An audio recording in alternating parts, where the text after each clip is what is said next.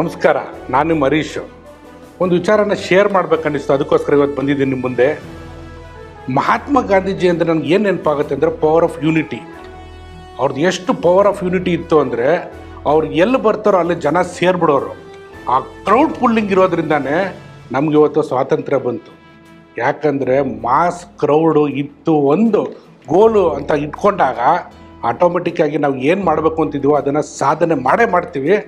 ಇವತ್ತು ಅದನ್ನು ಫೀಲ್ ಮಾಡಬೇಕು ಅಂದರೆ ಗ್ಲೋಬಲ್ ವೆಲ್ಬೀಯಿಂಗ್ ಕಾನ್ಫ್ಲುಯೆನ್ಸ್ಗೆ ಆಯುಷಿನ ಕ್ರೌಡ್ ತೋರಿಸ್ಬೇಕಾಗುತ್ತೆ. ಯಾಕೆ ತೋರಿಸ್ಬೇಕು ಅಂದರೆ ನಮ್ಮದು ಐತೆ ಬೇಡಿಕೆಗಳು, ಅದಕ್ಕೋಸ್ಕರ ನಿಮಗೋಸ್ಕರ ಕಾಯ್ತಾ ಇದ್ದೀನಿ.